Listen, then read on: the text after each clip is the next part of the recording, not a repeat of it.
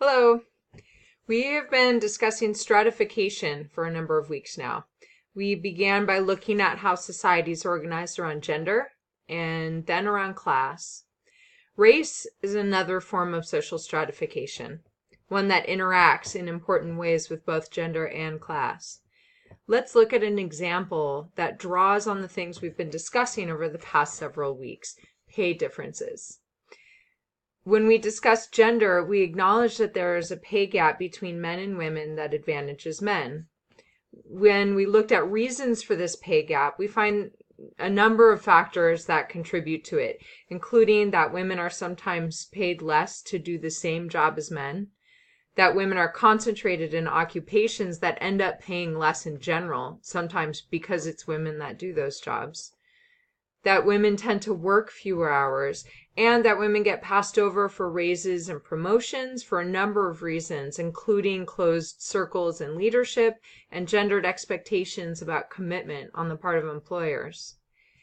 These observations, in fact, put together the idea of class and gender by observing that women as a group tend to experience class disadvantage as well because of their status as women. Unsurprisingly, we find the same thing when we look at race and class, where there are patterns of class membership by race, meaning that what race you are has a probabilistic impact on your class status. But just as we wouldn't think of seeing correlations between gender and class as indicating that they're essentially the same thing or operate in the same way, we cannot say that evidence of patterns between race and class mean that they are interchangeable concepts. And one point of evidence for this is the pattern we see when we disaggregate the gender pay gap by race.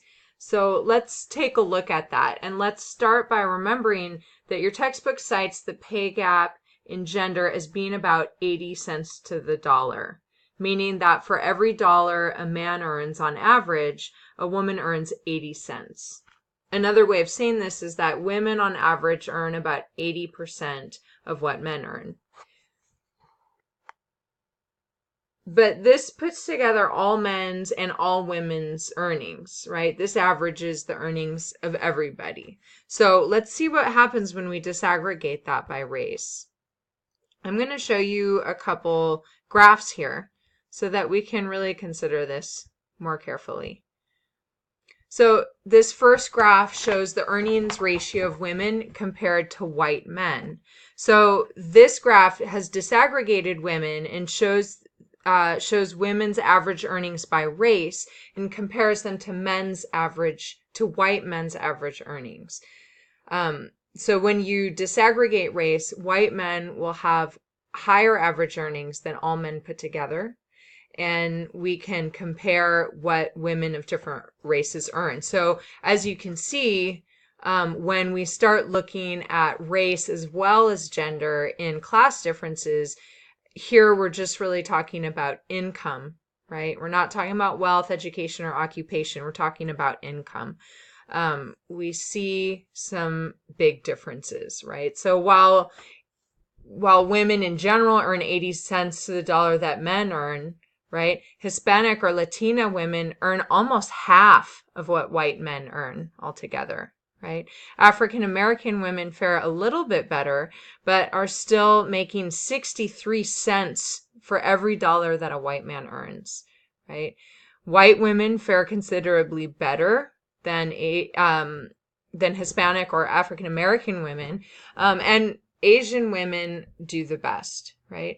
Now we'll see a little bit more about this when we look at the next graph. And just to point out that we're actually looking here at figures.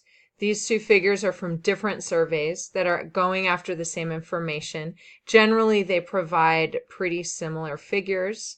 And if you look down here, you'll get a little bit more information on what's going on here, which is that the current population survey doesn't have a large enough sample size of Pacific Islanders, Hawaiians, and American Indians to make accurate statistical analyses. That's why there's no figures there. So just take a minute to look at this, and I'm going to show you the next graph, which disaggregates men and women by race, not just women. Okay.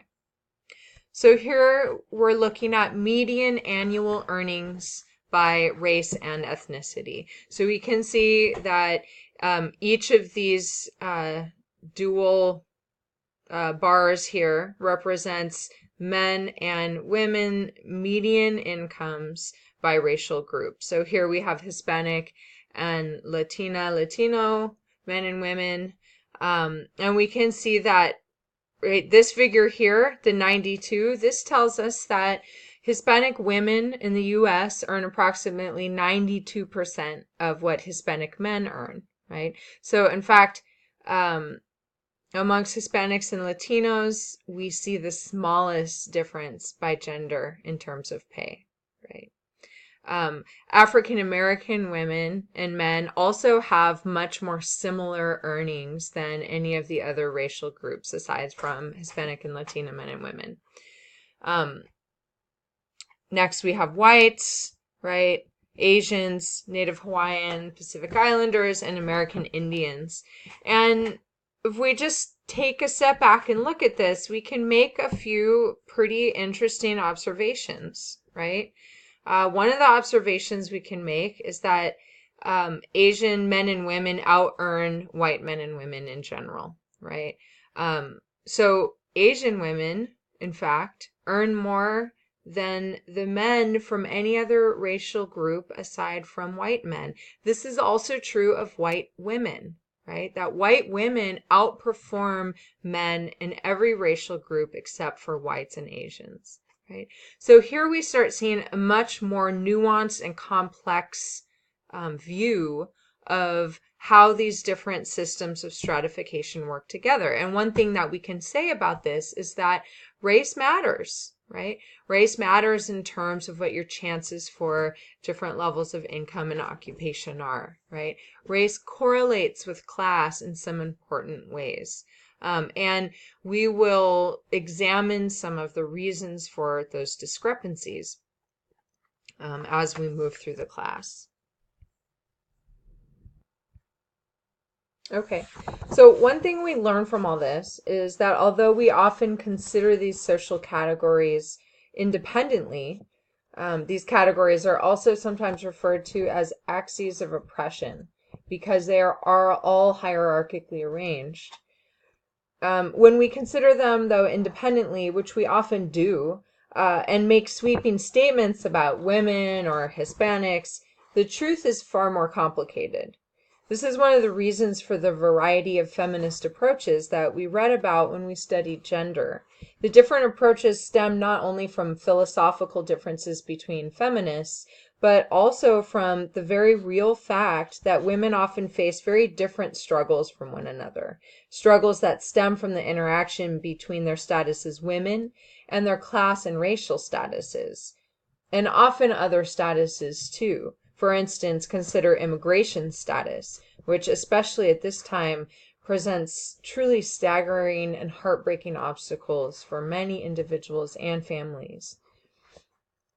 Another thing we learn from this, from considering the pay gaps and looking at these graphs, is that race is also a form of stratification, which means that racial differences in our society are a source of inequality, of unequal life chances. This helps us begin to answer a question that has always been in the back of my mind, but one that I really became obsessed with understanding when I entered graduate school. And that question is, what is race? What is race, really?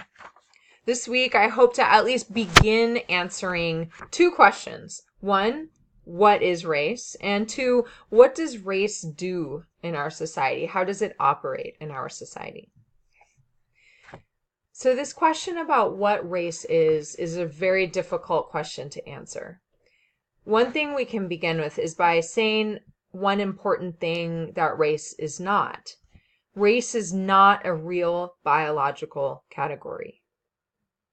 That is, the concept of race as we use it has very little relation to any real biological categorization that makes any kinds of difference in human lives. This is confusing because we tend to understand race in heavily visual ways that rely on particular physical appearances that are biologically determined. This often tricks us into thinking that race is biological.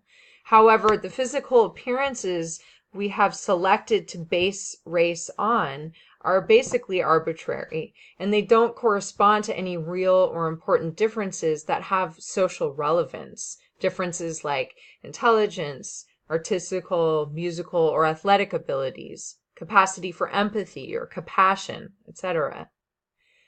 Imagine what social groups might look like if we had decided to use hair color instead of skin color as a marker of racial identity. And for that matter, think about the enormous variety in skin color of people who might be considered to be the same race. What meaning does any of this have? So we can say that race is not biological. Then what is it? So next, I'm going to present you with 6 things that are true about race that help us begin to reach an understanding of what race actually is. I'll tell you a little bit about what I mean by them, and I'll ask you to keep these ideas in your mind as you're reading this week, and particularly as you're watching the required film. The discussion board questions will mostly focus on drawing examples from the film to elaborate these 6 characteristics of race. The film is called Race, the Power of Illusion, Part 3, The House We Live In, and it's the 3rd part of a 3-part PBS series examining race. In this film, you will get a crash course on the history of race in the U.S. during the 20th century.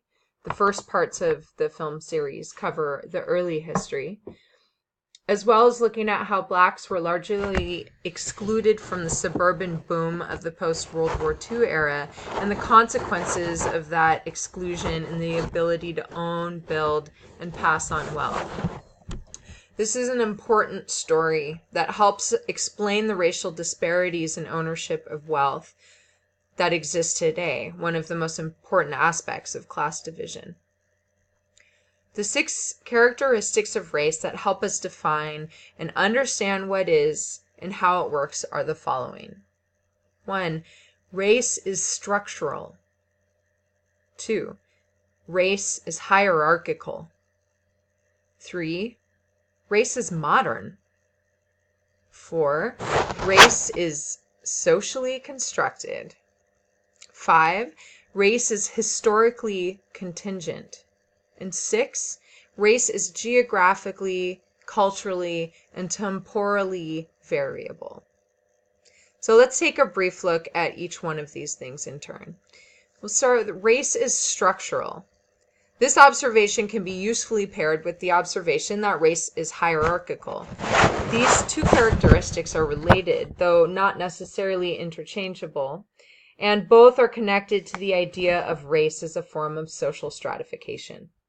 When I say that race is structural, this means that racial divisions are ordered interrelationships in U.S. society in which we see racial patterns in all manner of human activity and organization, including employment and unemployment, occupations, incarceration rates, educational outcomes, health outcomes, including things like life expectancy and infant mortality rates, intimate relationships, and residence, where we live.